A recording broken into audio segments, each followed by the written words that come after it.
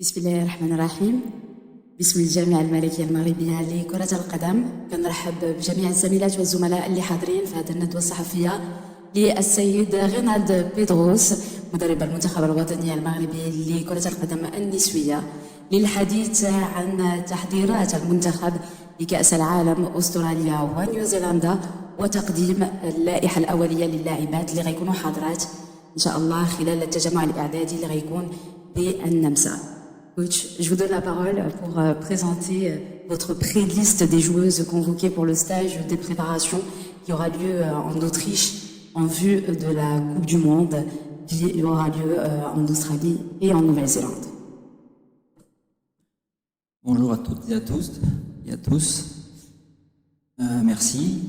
Je vais vous parler un petit peu du rassemblement qu'on a fait aujourd'hui d'abord au complexe Mohamed VI. Je vais vous donner un petit peu la chronologie de ce qui va se passer jusqu'à la Coupe du Monde, avant de vous donner ma liste.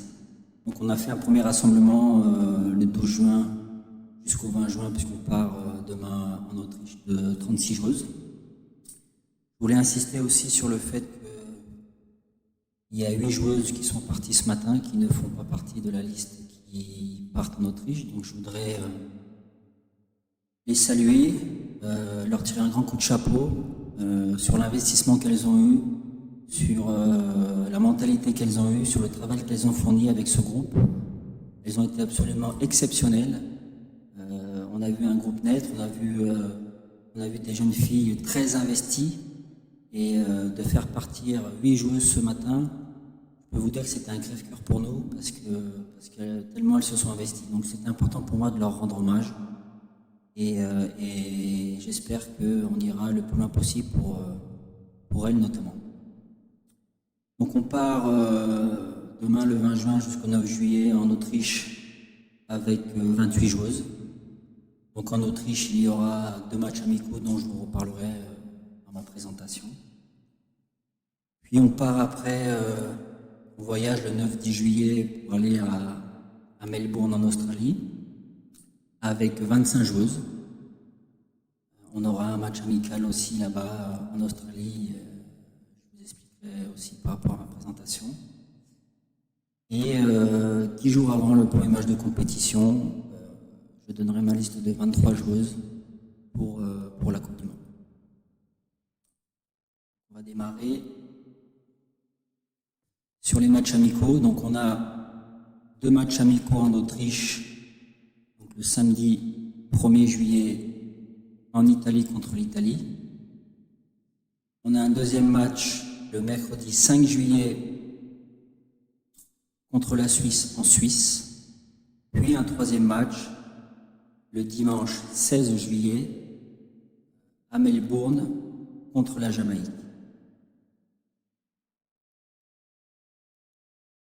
Donc, je vais vous rappeler aussi la phase de poule. Donc, notre premier match de poule contre l'Allemagne le 24 juillet. Notre deuxième match contre la Corée du Sud le 30 juillet. Et contre la Colombie le 3 août. Alors, le premier match aura lieu à Melbourne contre l'Allemagne. Le deuxième match contre la Corée aura lieu à Adélaïde. Et le troisième match le 3 juin contre la Colombie aura lieu à Perth. Je vais vous donner maintenant la liste des joueuses retenues pour ce stage en Autriche. Donc gardienne de but, Arouessa Inès, Ermichi Adija, Zouer Assia.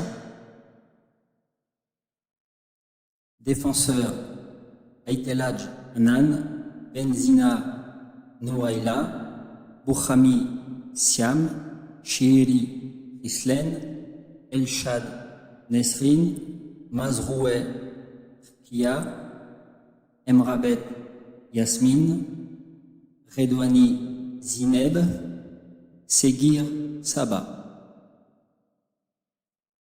Milieu de terrain, Shebak Islen, Badri Najat, Lamari Anissa, Kassi Sarah, Nakash Elodie.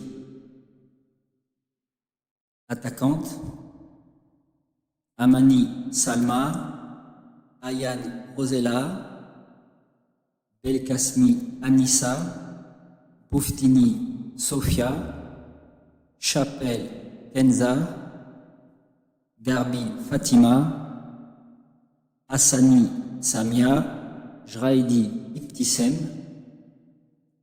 Ouzraoui Diki Sakina, Saoud Iman, Tagnaoud Fatima. Merci beaucoup, coach. On va démarrer notre séance de questions-réponses. غادي نبداو الحصه ديالنا ديال الاسئله والاجوبه. غادي نطلب من جميع الزميلات والزملاء قبل ما يطرحوا الاسئله ديالهم انهم يقدموا نفسهم وكذلك المنبر اللي كيمثلوه. نبداو بالسؤال الاول.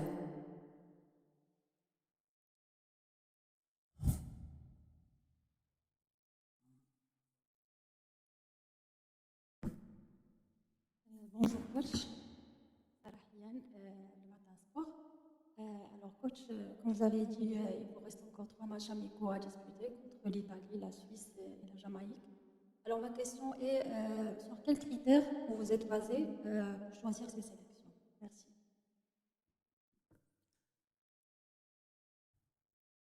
Alors, toutes ces sélections quasiment sont de qualité égale à la phase de poule qu'on va avoir. Mis à part l'Allemagne qui est deuxième nation mondiale, toutes les autres nations sont quasiment équivalentes parce que la Corée est 17e classement FIFA, l'Italie qu'on va jouer en amical est 16e, la Colombie est 25e, la Suisse qu'on va jouer en amical est 20e, il n'y a que la Jamaïque qui est 43e, mais après tout ce qui est matchs amicaux en Australie, on ne peut pas faire ce qu'on veut, c'est-à-dire qu'on peut jouer contre des équipes qui ne sont pas dans notre groupe. Donc il faut voir aussi les équipes qui sont à Melbourne en même temps que nous, les équipes disponibles, donc c'est pour ça qu'on s'est orienté vers la Jamaïque. Mais les autres nations, en tout cas, que ce soit la Suisse, que ce soit l'Italie, c'est des nations qui se rapprochent au classement FIFA de la Colombie et de la Corée. Oui, coach, Greg Nordine partage Max, cette TV, un ex de journaux nationaux 1980. Félicitations pour l'Australie. Donc, on connaît bien l'euphorie.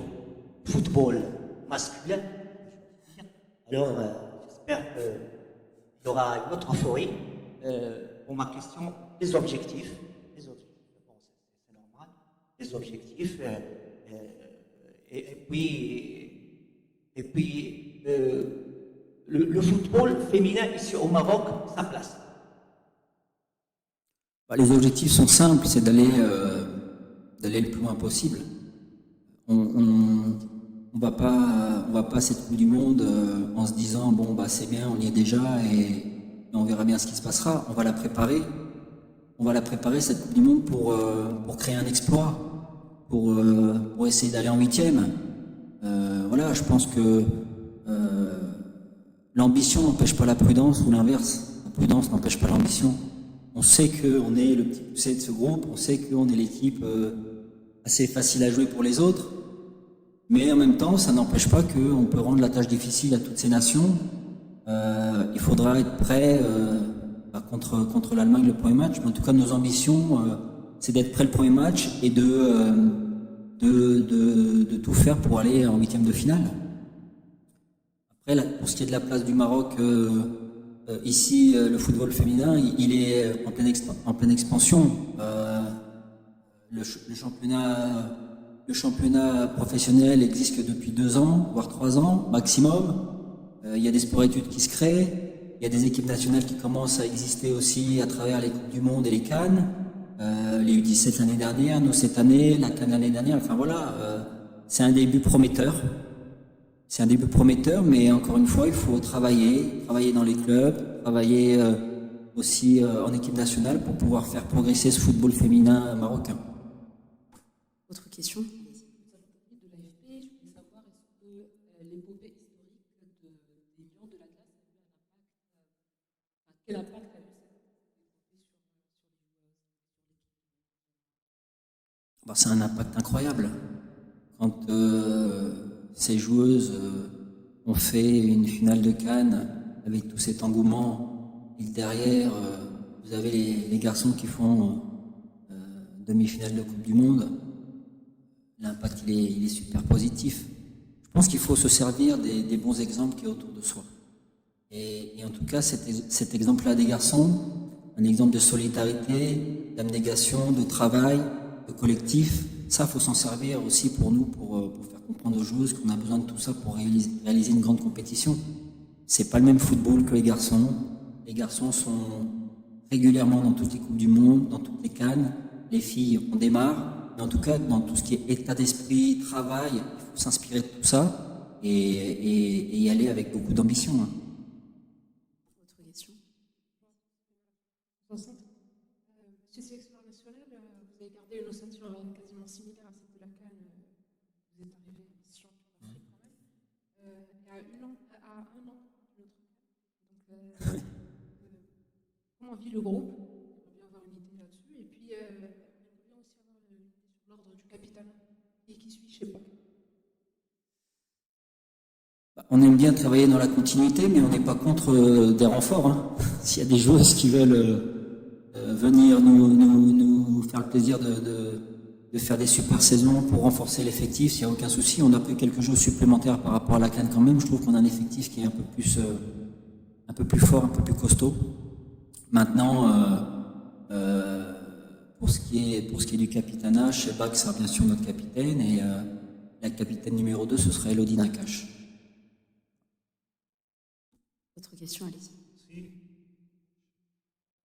Bonne journée à tous. Question sur l'état mental et physique de toutes les joueuses. Elles sortent d'une saison, pour certaines difficile, parce qu'elles n'ont pas trop joué ou moins joué, pour d'autres euphoriques, parce qu'elles ont gagné des titres. Ce qui est important pour nous, c'est qu'il y ait une grosse base de travail athlétique de fait. C'est pour ça qu'on les a convoqués le 12 juin, pour qu'on ait assez de temps pour bien les préparer, pour être prêtes le premier match contre l'Allemagne, parce que je pense que, vous comme nous, on sait que ça va être un match très difficile. Donc on s'est donné le temps et les moyens avec la fédération pour bien préparer ces joueuses physiquement. Après, mentalement, préparer une Coupe du Monde. Hein, donc j'ai pas de doute là-dessus. On a vu durant cette semaine-là, qui s'est passé du 12 jusqu'aujourd'hui, un état d'esprit absolument incroyable. Du travail absolument incroyable. Et ça, c'est ce qu'on cherche à amener dans cette équipe. Et je pense que les filles ont bien compris que les résultats passent par le travail, un gros travail athlétique. Et après, dans un deuxième temps, on passera à autre chose sur le stage qu'on va faire en Autriche, parce qu'il y aura des matchs amicaux.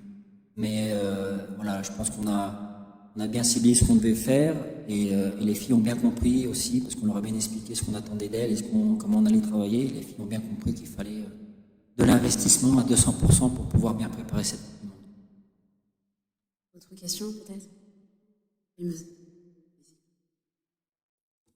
Oui, coach, sachant que les équipes européennes peut-être passent beaucoup sur le féminin, est-ce que vous ne craignez pas quelques équipes?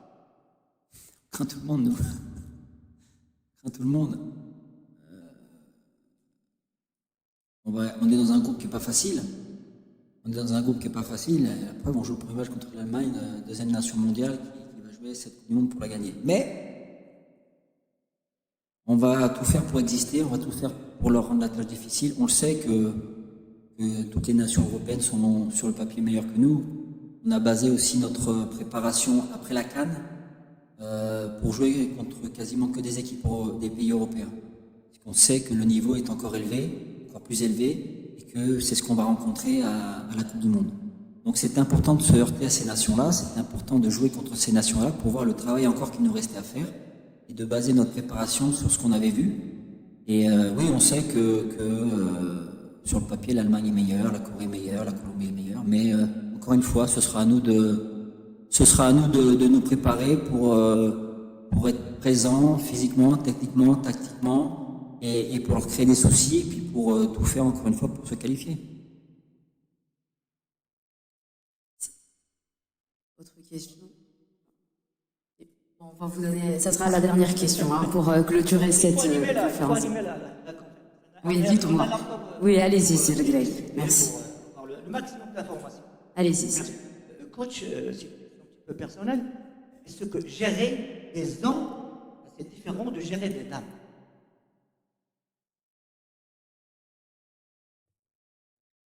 Enfin, très sincèrement, dans tout ce qui est travail sur le terrain, pour moi, il n'y a pas de différence. Tout ce qui est exigence, tout ce qui est travail, tout ce qui est compétition, il n'y a aucune différence. Pourquoi ne pas être aussi autant exigeant avec un garçon qu'avec une fille? Pourquoi? Il n'y a pas de raison. En plus, je peux vous dire qu'elles aiment travailler, elles aiment la compète.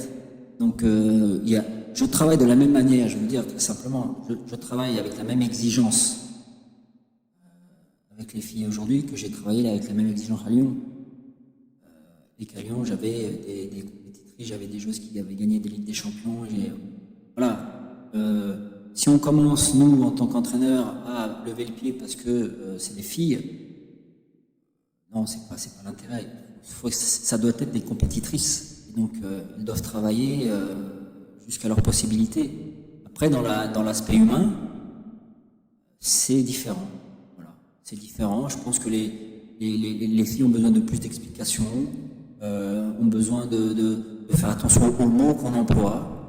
Et ça, c'est important. Mais je trouve qu'elles sont beaucoup plus dans l'affectif. Et ça, enfin, pour moi, c'est bien aussi. Mais en même temps, voilà, à côté de ça, c'est des compétitrices, des joueuses de foot. Et dans le travail, il n'y a pas de problème. Vous pouvez leur demander d'aller bien plus loin que leur capacité. Merci beaucoup, coach, pour toutes ces précisions concernant votre pré-liste des joueuses convoquées pour le stage de préparation en Autriche en vue de cette Coupe du Monde Australie-Nouvelle-Zélande.